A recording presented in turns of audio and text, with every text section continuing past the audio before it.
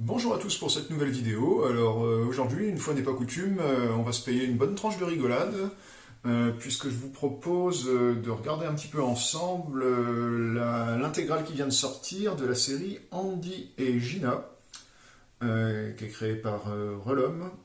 Alors cette intégrale, c'est en fait une réédition, il existait déjà une intégrale similaire, mais bon, bah, moi j'ai acheté la réédition, donc on va regarder un petit peu ça aujourd'hui. Alors avant de commencer, bah, on va faire quand même un petit récapitulatif sur la carrière de ce fameux Relum, ou Relum, je ne sais pas comment on prononce. Alors c'est quelqu'un qui est assez jeune, hein, qui est né en 1973, hein, qui s'appelle Olivier Morel. Et puis Morel, ça faisait un peu trop banal, hein, donc bah, il a un peu chamboulé son nom pour le transformer en Relum. Alors au départ, il a travaillé, il a fait de l'animation radio dans sa jeunesse, et dans sa toute première jeunesse, hein, puisque dès l'âge de 24 ans, il a décidé de se consacrer à la bande dessinée. Et les premiers travaux qu'il a créés, c'est dans le magazine Psychopathe, hein, magazine créé par Karali. Karali, c'est le frère d'Elika, d'ailleurs. Edika d'ailleurs qui collaborait aussi au Psychopathe, hein, de temps en temps. Donc Karali lui a donné sa chance et il a créé une série, hein, des petites histoires à l'humour assez ravageur. Et son premier héros s'appelait Dirty Carl. Alors c'est Karl le sale, quoi, en français. Et c'était vraiment très très sale, hein. C'était des histoires vraiment de l'humour très noir, très méchant, la misanthropie à l'état pur. Et ça a donné un album, hein, qui est paru chez Psychopathe en 1999. Album d'ailleurs qui doit être difficilement trouvable maintenant, mais pas de problème puisqu'il a été réédité ensuite chez Fluide Glacial, et là je crois qu'il est toujours disponible. Donc ça, c'est les tout débuts de Relum dans la BD, et c'était déjà assez intéressant, car il avait un ton bien à lui. Ensuite, eh ben, il s'est fait remarquer, donc il n'a pas tardé à se faire remarquer, et qui l'a remarqué? Eh bien, c'est Fluide Glacial, toujours à la recherche de nouveaux talents. Dès l'année 2000, Fluide Glacial l'a embauché et il a créé chez Fluide une nouvelle série, la fameuse série Andy et Gina, justement, dont on va parler tout à l'heure. Donc c'est d'ailleurs, Relum est devenu d'ailleurs un des piliers de Fluide Glacial assez vite, hein. Il publie toujours chez eux d'ailleurs. Alors il a d'ailleurs fait pas mal d'illustrations chez eux, j'en montrerai, hein, parce qu'il y en a certaines qui sont reproduites dans l'album. Il a fait des couvertures, il continue à faire des couvertures, il en a fait encore relativement récemment. Donc il travaille pas mal chez Fluide Glacial. Alors bon, il ne fait pas que ça d'ailleurs, puisqu'il a fait des travaux par ailleurs. Il a en 2000... alors j'ai pas dit, hein, Andy et Gina, pour l'instant il y a 5 tomes qui sont parus, donc tous chez Fluide Glacial, plus cette intégrale. Donc ensuite en 2007 il a fait une infidélité à Fluide Glacial puisqu'il a publié un album qui s'appelle Les Contre-Experts à Brooklyn,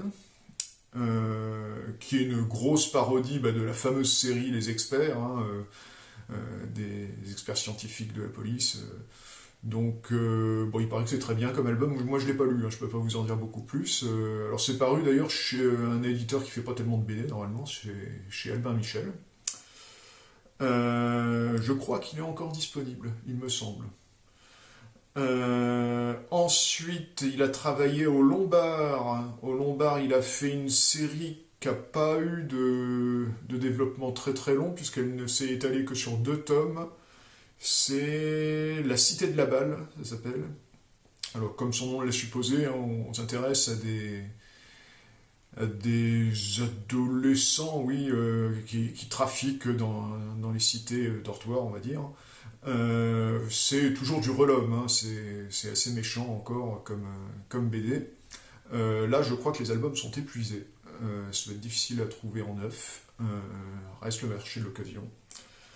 Et alors ensuite, toujours au Lombard, il a fait un album assez intéressant, hein, c'est un album, on va dire, pas autobiographique, hein, parce que c'est complètement délirant, mais c'est un album qui s'intéresse à l'univers de l'auteur de bande dessinée. Alors c'est un album, il doit concourir à l'album qui a un des titres les plus longs de l'histoire de la BD, puisque... Alors, attendez, je vais le relire parce que j'ai du mal à le retenir en entier. Ça s'appelle « Les fabuleuses aventures autobiographiques de John Rellum dans le monde sans pitié de l'édition ». Voilà. Donc il faut prendre son souffle avant de le lire. Hein. Donc c'est un gros album, hein, je crois qu'il fait environ 80 planches. Et là, tout le milieu de la BD, les éditeurs, les lecteurs, les auteurs, tout le monde en prend pour son grade. C'est assez réjouissant à lire. Hein. C'est réjouissant à lire. Si vous regardez un peu la couverture, hein, il a fait une couverture un peu à la manière de Robert Crumb, je trouve. C'est assez réussi. Il est assez bon, hein, pour faire des couvertures. Hein. Alors ensuite, qu'est-ce qu'il a fait, Rellum? Il a travaillé chez Delcourt. En fait, c'est Wilfried Lupano qui est venu le chercher, qui cherchait un dessinateur pour sa nouvelle série Traquemage.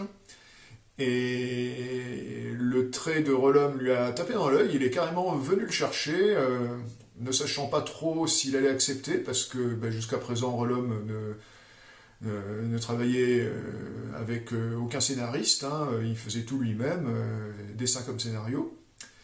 Et il a fait lire son scénario à Rellum, et Rellum a tout de suite accepté, hein, devant la qualité de l'ensemble. Alors je ne vous cache pas que Traquemage, donc, qui s'étale sur 3 tomes et une intégrale, c'est une BD que j'adore. D'ailleurs, je l'ai déjà dit dans une ancienne vidéo, que vous pouvez aller voir si vous voulez. Je dois mettre un lien quelque part sur l'image, là.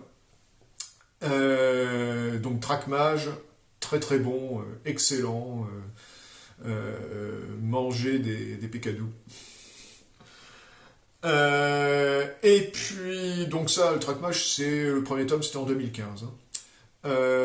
Ensuite, le dernier album en date de Rellum, c'est tout récent, puisque c'est en 2021, je crois que c'est au mois de février dernier, que c'est sorti, que ça s'appelle Maharaja. Qui est très bien aussi. Hein. Au départ, on pense que c'est un album sur l'industrie agroalimentaire qui fait de la bouffe pour animaux, etc. Mais en fait, ça va beaucoup plus loin que ça. De toute façon, j'en dis pas plus maintenant parce que je vais vous en parler un petit peu en conclusion de cette vidéo. Donc, si ça vous intéresse, rendez-vous tout à l'heure. Voilà, donc pour l'instant, on va s'intéresser à la série la plus, j'allais dire la plus connue, c'est pas forcément la plus connue, mais celle qui a connu le plus d'albums de Rellum, hein, c'est Andy et Gina. Et on va ouvrir l'album ensemble tout de suite. Hein. On y va. Donc voilà l'album en question. Une couverture assez sympa. Un dos rond. Avec un petit texte au dos qui est assez explicite, on va dire. Donc quand on ouvre,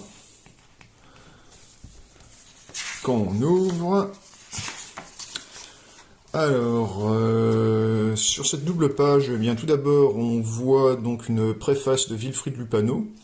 Wilfried Lupano qui par la suite sera le scénariste de Rellum sur 2 séries, sur Traquemage et puis sur Maharaja.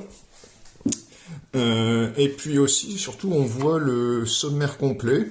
C'est là qu'on se rend compte qu'il y a pas mal de bonus dans cette intégrale, puisqu'en plus des tomes 1, 2, 3, 4, 5, qui sont bien en évidence, on voit, et ça c'est très sympa, qu'il y a plein d'histoires inédites. Là, on va commencer par 4 histoires inédites. Alors, je vais compter. Il y en a 4, 5, 6, 7, 8. 8 histoires inédites. Je crois que ça fait quand même plus d'une trentaine de pages supplémentaires. Qu'est-ce qu'il y a d'autre? Il y a des illustrations à plusieurs endroits. Donc, c'est quand même assez sympa comme intégrale. Je me demande si ça vaut même pas le coup de l'acheter. et de revendre les tomes unitaires vu le nombre d'histoires inédites qu'il y a. Alors je me rends compte aussi, là ça dépasse en bas qu'il y a un signet en tissu. C'est toujours sympa pour les gros bouquins.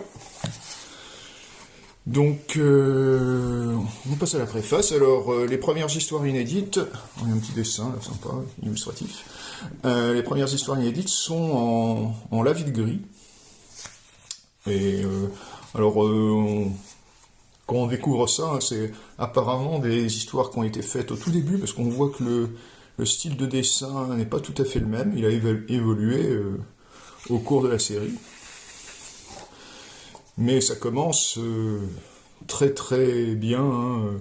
On voit que c'est quand même de l'humour pas à mettre sous tous les yeux. Hein. Rien que de voir la tête des personnages, c'est assez caractéristique. Certains personnages ont vraiment des têtes de cauchemar. Hein. Alors on voit donc que on nous présente Andy et Gina, donc frères et sœurs dans la vie. Regardez la tête de cette femme, qui est vraiment là pour faire peur. Puis en fait, il y a un retournement de situation. Après, on croit que c'est une serial killeuse ou quelque chose comme ça, mais en fait, c'est tout autre chose. Andy, donc c'est un gamin qui est trouillard, qui est vaguement homo, qui est complètement martyrisé par sa sœur. Hein. Sa sœur, elle peut être très très très très méchante avec son frère. Hein. Elle lui fait faire des choses pas possibles.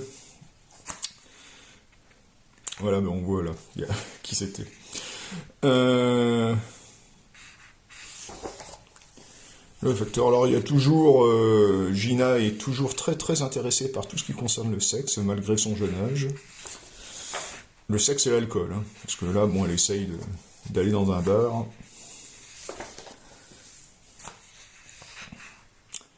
Ah oui, bah là, Relum ose confronter des gamins de 8 ans au tournage d'un film pornographique, quand même, faut oser. Voilà. Et là, donc, on commence par le premier tome. Alors, c'est dommage, il y a un regret, c'est qu'ils n'aient pas reproduit en entier le dessin de couverture des tomes. Là, c'est juste un extrait du dessin de couverture du tome 1. Donc, et les tomes, eux, étaient en couleur. Alors là, on voit le père de Andy et Gina, vous voyez, il a une allure un peu d'Elvis sur le retour. Alors lui, c'est un poivreau invétéré qui est prêt à tout pour sa picole, même à mettre sa femme sur le trottoir, à tuer ses gamins, hein, ou alors à leur faire des choses pas possibles. Mais il est quand même un peu attaché à Andy, et il se rend compte de ses tendances homosexuelles, et ça le perturbe beaucoup, donc il essaye de faire tout pour, à son sens, le guérir, entre guillemets. Voilà, là c'est ce qu'il essaye de faire. Hein.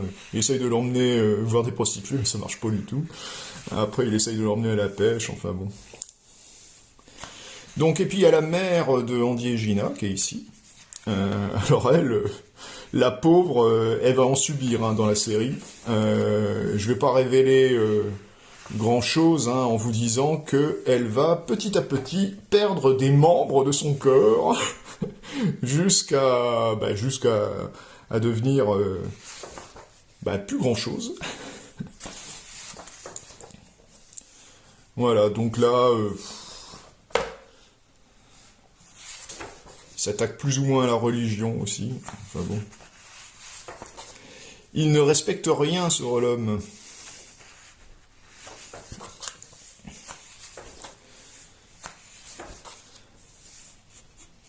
Oh, il y a de la nécrophilie, enfin bon.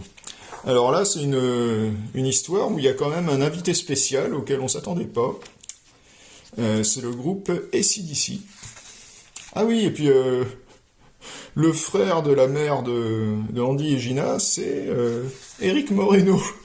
Je sais pas, il a dû donner son autorisation, parce que c'est quelqu'un qui existe, Eric Moreno, qui a eu un petit succès dans les années, je crois que c'est dans les années 80, avec une chanson qui s'appelait Oh mon bateau. Donc, oui, je vous disais, voilà, ça c'est le groupe AC/DC. On les reconnaît bien, ils sont bien caricaturés. Alors, au départ, Gina chantait toujours Highway to Hell, mais on s'attendait pas quand même à les retrouver dans la BD.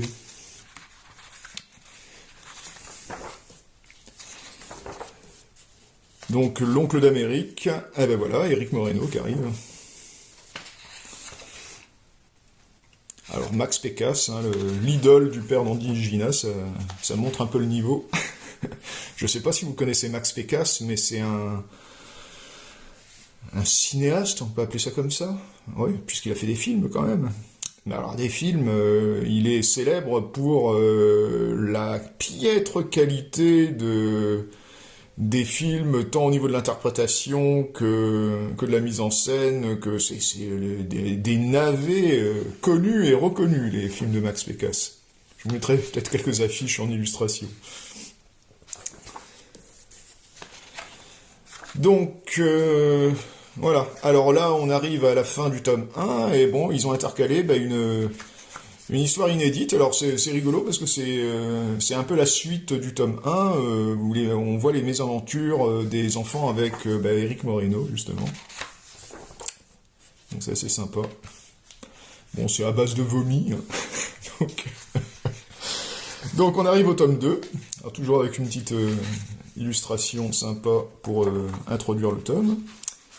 Alors là, on voit aussi pour la première fois un des personnages qui va être récurrent. C'est un loup-garou, mais un loup-garou végétarien, ce qui est quand même assez spécial. Alors il fait assez peur, hein, comme ça, mais bon, il est végétarien. Et ce qu'il aime bien aussi, c'est le gingembre. Donc vous imaginez que ça va, vu les qualités du gingembre, ça peut amener à des situations un peu bizarres, surtout dans une bande comme Andy et Gina. Alors là, on voit le chat de l'ami d'Andy, qui a une drôle de tête, et l'histoire va expliquer pourquoi. C'est particulièrement horrible, encore une fois. Alors, Andy et Gina à l'école, qui se font un peu martyriser. Enfin, Andy se fait martyriser, parce que Gina, non.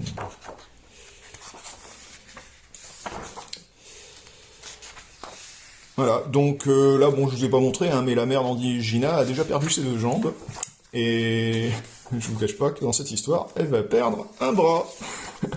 D'une façon assez horrible. Donc, alors là, dans cette histoire, on voit jusqu'à quoi est prêt à aller leur père pour les exploiter, ce qui est quand même horrible.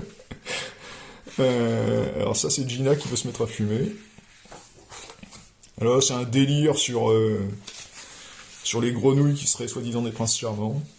Mais bien évidemment, ça va dégénérer. Voilà, les parents d'Andy et Gina, adeptes du sadomaso. Alors, du sadomaso avec une femme tronc, c'est quand même assez spécial. Voilà, le loup-garou, le retour. Alors, le loup-garou, il s'appelle Roudoudou, ce qui est un nom qui fait pas vraiment peur pour un loup-garou, d'ailleurs. Mais il a l'air assez bien membré, d'après la mère de Andy et Gina. Alors ça, c'est un cambriolage qui va être fait.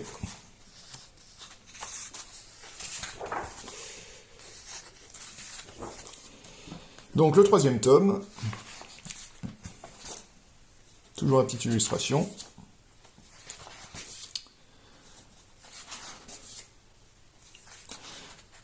Ah, le premier flirt de Gina, qui va pas se terminer comme prévu. Voilà, une histoire complètement dégueu, à base de cérumen. C'est vraiment horrible. Ouais, ça c'est une histoire courte, sympa aussi. Voilà, toujours le père de Andy qui veut en faire un vrai homme, comme il dit. Mais il a du mal.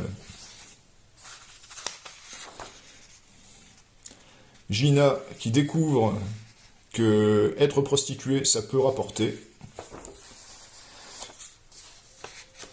Mais c'est pas elle qui va se prostituer, bien évidemment.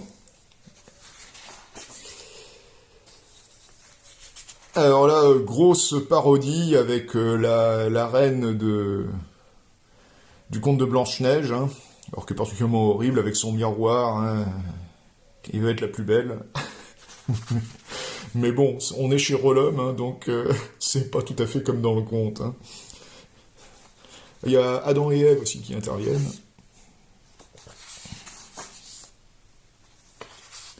Alors c'est la suite. Oui, parce que je l'ai pas dit, mais bien qu'on puisse penser au départ que les histoires sont indépendantes, c'est pas le cas. Hein. Il y a vraiment un fil scénaristique entre toutes les histoires. Alors, vous voyez que par rapport aux premières histoires, hein, le trait de Rollum a fortement évolué. Hein. Donc c'est toujours la suite de l'histoire de Blanche-Neige. Enfin, plutôt de la reine, parce que Blanche-Neige, on la voit pas. Hein. Donc là, ils ont reproduit en pleine page, c'est sympa, une illustration de couverture que Rollum avait fait pour Fluide Glacial. On voit ce qu'il vient de faire, le père. Et là, une autre illustration. Alors là, c'est pas pour une couverture, c'était pour une affiche d'un salon de BD. Donc on arrive au tome 4. Toujours le loup-garou. Alors un nouveau personnage, un vampire, qui est assez sympa comme personnage. Alors c'est dommage, on le revoit pas après, mais un vampire fan de musique.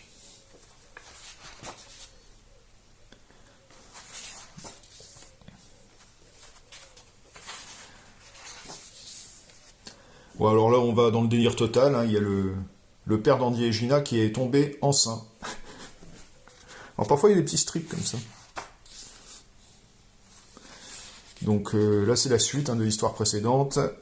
Et voilà le bébé qui est obtenu.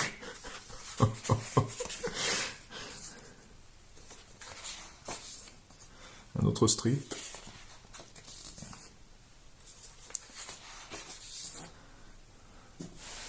Voilà. La sœur... La tronche, c'est pas possible.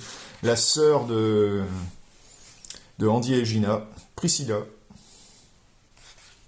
Donc un croisement entre un humain et un loup-garou.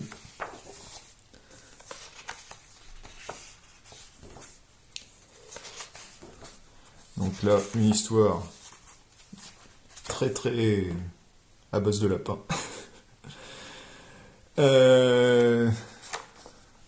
Ah ben voilà, la mère de Andy et Gina est réduite à une simple tête maintenant. Quand même. Mais bon, elle continue à vivre, hein, comme si de rien n'était, il n'y a pas de problème.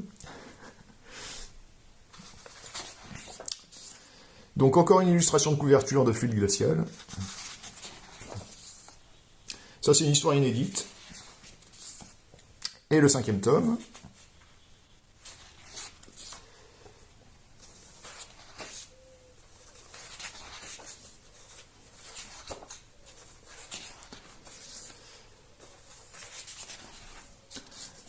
Alors voilà la nouvelle mère de Andy et Gina. Alors qu'elle a l'air assez sexy comme ça, mais elle a un gros défaut. C'est les pieds. Ça, c'est des petites histoires courtes.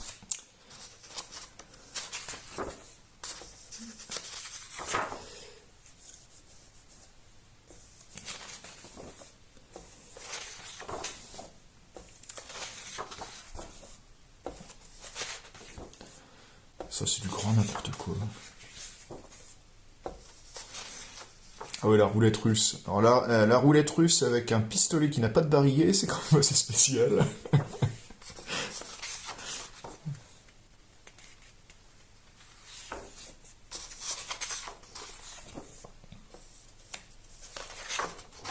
Le pauvre Andy, il lui arrive tout et n'importe quoi. Hein.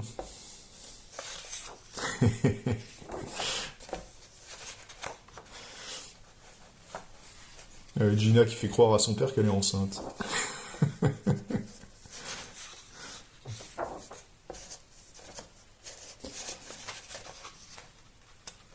Gina qui apprend qu'elle est la fille de Donald Duck. C'est vraiment du grand n'importe quoi cette série.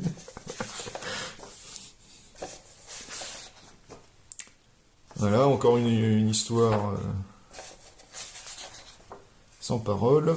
Alors ça, ils ont mis une BD, mais qui n'est pas une BD, puisque c'est fait pour inciter les gens à s'abonner à Fluide Glacial. Voilà, et ça c'est un dessin qui a le même but. Donc encore une petite histoire inédite.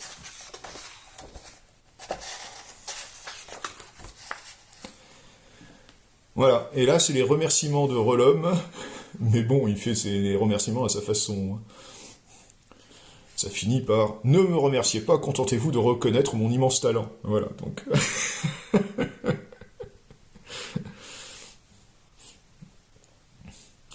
ouais, ça c'est quand Andy va aux toilettes et qu'il n'y a plus de papier.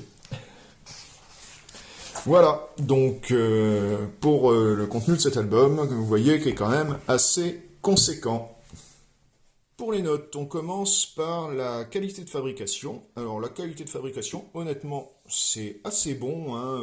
La couverture est bien épaisse, bien solide, le dos rond fait bon effet. Vous avez le signet pour une intégrale, c'est toujours bien. Le papier, c'est du papier mat. Donc tout ça, c'est très bon. Alors il n'y a pas de fioriture, mais c'est dans le bon à très bon. Hein. Donc je mettrai sans trop de problèmes et sans trop réfléchir un bon 4 sur 5 à la qualité de fabrication. Alors pour l'intérêt des bonus, alors les bonus, qu'est-ce qu'il y a bien vous allez me dire, ils sont pas très variés, mais c'est des bonus quand même qui sont très très très très sympas. La préface de Wilfried Lupano est complètement délirante, comme on pouvait l'attendre. Hein. C'est un gag à elle toute seule. Donc c'est très sympa à lire. Et puis tout le reste des bonus, alors il y a tout d'abord les 8 histoires inédites. Donc ça c'est quand même un très très très bon point. Les 8 histoires inédites qui parfois d'ailleurs prolongent les histoires qu'il y a dans les tomes officiels d'Andy et Gina. Et puis aussi, vous avez des illustrations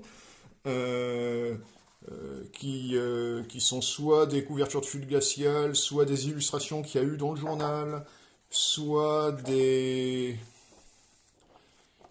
affiches qui ont été réalisées par Relum pour promouvoir donc ces festivals. Pour tout ça, franchement, moi, je regrette absolument pas d'avoir acheté cette intégrale. Hein, c'est du très bon. Donc je mettrai au moins, on va dire, un 4 sur 5 à l'intérêt des bonus. Hein, parce que, en gros, ceux qui ont que les albums unitaires, ils n'ont pas l'intégrale de Andy et Gina. En gros, il y a encore beaucoup d'autres planches qui ne sont pas dans ces albums. Et là, on est content de les avoir. Après, pour la note générale, Relum, c'est un auteur que je connaissais un peu quand même avant, parce que j'ai été abonné un temps à Fluide Glacial, donc j'avais vu quelques-unes de ses histoires, mais alors qui m'avaient plu d'ailleurs, mais d'avoir lu l'ensemble, on voit que ça forme un tout cohérent, et c'est tellement délirant. Alors il faut aimer l'humour très très très très noir, hein, l'humour qui ne respecte rien, qui ne respecte pas la mort, pas la religion, pas l'amour, surtout pas les enfants, qui respecte rien, hein. C'est très misanthrope, vous avez de la nécrophilie, vous avez du sadomaso, vous avez tout ce que vous voulez. Alors, pour toutes ces raisons, hein, bien sûr, hein, ne montrez pas ça à vos enfants en bas âge, hein, c'est pas vraiment, c'est pas le public visé du tout, du tout, du tout, du tout. Par contre, pour un adulte comme moi, qui aime l'humour bête et méchant, alors là, c'est vraiment un régal. Moi, je me suis régalé en lisant ça. C'est un album que je vais relire très régulièrement, ça, c'est sûr et certain. Donc pour toutes ces raisons, moi sans hésiter, pardon, je vais mettre un bon 5 sur 5 à la note générale de cet album. Vraiment, il m'a énormément plu. Voilà.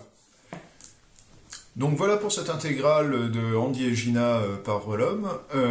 Comme je vous l'avais dit en introduction, pour prolonger un petit peu ce délire avec les BD de Relum, je vous propose de regarder d'un petit peu plus près son dernier album qui s'appelle Maharaja, qu'il a réalisé avec Wilfried Lupano au scénario. Donc on regarde ça tout de suite. Donc Maharaja, le délire commence dès la couverture. Alors c'est une couverture en forme d'étiquette de boîte de pâté pour chat. Vous voyez, il y a recette à la laine fraîche, il y a le poids qui est indiqué, enfin la masse. C'est marqué ouverture facile. Et puis si vous retournez, il y a un gag derrière. Hop, c'est marqué fermeture difficile. Et effectivement, la fermeture est difficile tellement on s'amuse à lire cet album. Donc, à l'intérieur, à quoi ça ressemble? Voilà. Voilà, donc on commence tout de suite avec un des personnages principaux de l'histoire. C'est celui-ci qui s'appelle Berdemol. À une syllabe près, c'était Merdemol, mais bon. C'est quelqu'un de vraiment petit, qui ne pense qu'à son confort, qui se croit irrésistible, mais bon, que toutes les femmes méprisent. Voilà, là, il est en boîte de nuit, il essaye de draguer très lourdement une fille, il se retrouve complètement bourré, étalé sur la plage le matin. Et puis là, on a un autre personnage principal qui s'appelle Désiré, alors au départ, on pense que c'est un chômeur longue durée, un peu ridicule, hein, qui habite chez sa mère. Et là, il vient de se rendre compte qu'il est embauché. On va se rendre compte que c'est dans l'entreprise de Berdemol. Alors là, un nouveau Berdemol qui va chez le psy, mais c'est n'importe quoi. Là, il est en réunion de travail, mais bon, il écoute absolument pas ce qu'on lui raconte. Il, il demande à sa secrétaire de lui apporter un café. Il se rappelle même plus qu'elle est partie à la retraite. Enfin bon, il est au-dessous de tout. Donc et là, c'est Désiré qui arrive pour son travail et il se rend compte que on l'a embauché comme nez. Et le travail du nez, ça consiste à sentir les déjections des chats après qu'ils aient mangé l'aliment pour chat en question. Le but étant que ça sente le moins mauvais possible. C'est un sacré métier. Alors voilà, par exemple, là, les feuilles qu'il aura à remplir, c'est le nom des chats. En regard, vous avez le type d'odeur détecté. Voilà, et puis troisième personnage principal, c'est Jessica, la nouvelle secrétaire, alors qui est très très gironde, et qui tape tout de suite dans l'œil de son patron. Jessica va s'avérer pleine de surprises.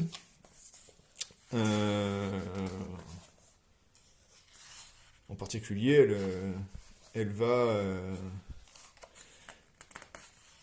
au travail, elle va être très très utile. Elle va lancer une nouvelle campagne commerciale. Mais en fait, elle a un agenda caché, Jessica. Alors là, c'est Désiré qui délire complètement avec les chats, hein, qui se mettent à lui parler.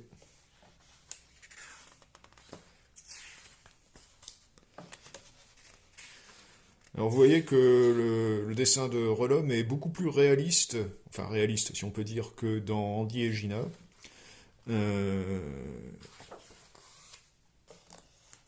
Mais par contre, il est toujours aussi doué pour caractériser les personnages, c'est-à-dire qu'on les reconnaît tout de suite, ils sont tous très très typés.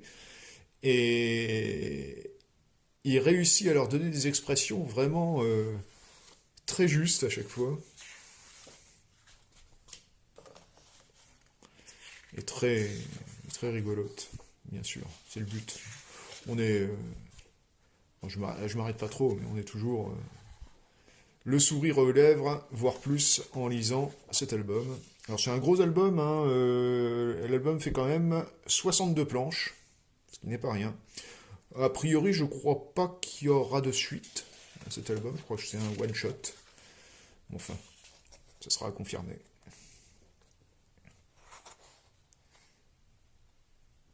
Voilà, on finit par une belle image de chat qui les heures de soleil. Voilà donc pour Maharaja. Bon, et toujours pour prolonger un peu votre découverte de ce génial dessinateur qu'est Relum, c'est pas des albums dont je vais vous parler maintenant, mais je vais vous parler un petit peu des histoires qui pour l'instant sont inédites en album et qui sont parues dans Fluide Glacial. Alors j'ai quelques numéros de Fluide Glacial dans lesquels sont ces histoires. Alors je n'ai pas l'intégralité des histoires de Relum, puisque je suis loin de posséder tous les numéros de Fluide Glacial qui sont sortis dans lesquels il a œuvré, mais je vous propose de vous en montrer quelques-uns. Alors donc quelques numéros de Fluide Glacial pour voir un petit peu des inédits en album de Relum. Donc ça c'est le numéro 429. Et dans ce numéro, vous avez une histoire qui n'est rattachée à aucune série, j'ai l'impression. Donc page 32. Voilà. Qui s'appelle Tequila Paf. Alors, les personnages, on les découvre dans les premières cases. Et ça part tout de suite dans le délire, puisqu'ils sont en train de manger une glace et il y a une boule de glace qui part dans une fontaine et la fille qui a perdu sa glace ne trouve rien de mieux à faire que de plonger dans la fontaine pour, soi-disant, lui récupérer sa glace, donc c'est n'importe quoi. Et elle est suivie par un chien, Dragster. Alors il y a plusieurs, dans la bande, il y a plusieurs rébus comme ça, qui sont vraiment complètement débiles. Alors là, par exemple, c'est Elle vase noyer cette pétasse. Elle va se noyer cette pétasse. Voilà. C'est le rébus qu'il fallait trouver. Donc ça, c'est soi-disant l'intérieur de la fontaine. Donc elle arrive, et c'est Dieu qui l'accueille. Alors Dieu qui est un peu spécial aussi. On est dans une BD de Relum, je vous rappelle. Ah, il y a un autre rébus. Aidez-moi, bande d'enculés. Aidez-moi, bande d'enculés. Voilà.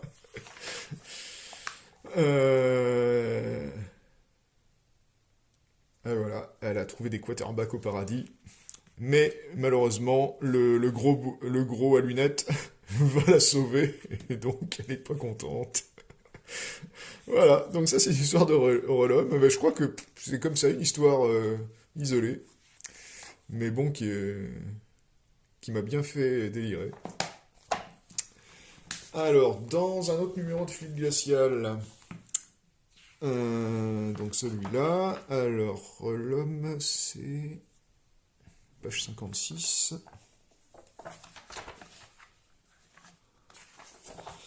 Alors, page 55, d'ailleurs, il y a un dessin de Relum pour faire la promotion de l'abonnement à Fluide Glacial.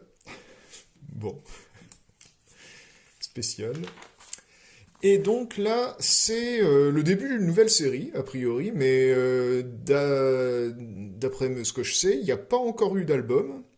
Alors je ne sais pas combien il y a eu d'épisodes de cette série, mais elle est excellente, cette série. Alors ça s'appelle Jasper, et Jasper, c'est le héros, c'est cet adolescent qui a 17 ans, et qui vit chez sa mère encore, et sa mère est sur le point de se mettre en ménage avec un homme,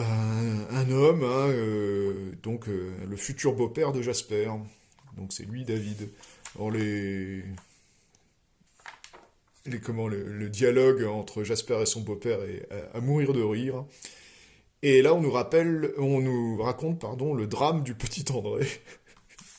Donc c'est avec des amis de Jasper. Il décide de s'amuser à rouler dans un caddie dans la rue. Bien sûr, ça vire au drame. Et Jasper, bien sûr, qui est puceau, essaye de draguer pendant la cérémonie funèbre la plus belle nana de sa classe. Et ça finit au grand n'importe quoi.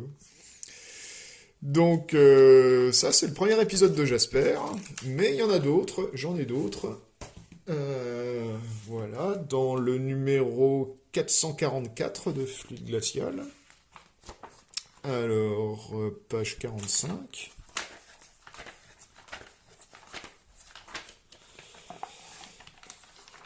Voilà, une journée vraiment trop minable.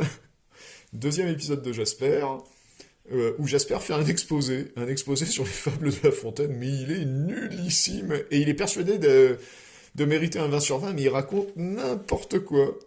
Alors d'ailleurs, c'est marqué à chaque fois, pas Wikipédia, ou Wikipédia. Quand c'est juste, c'est marqué Wikipédia, mais quand c'est pas juste, c'est n'importe quoi.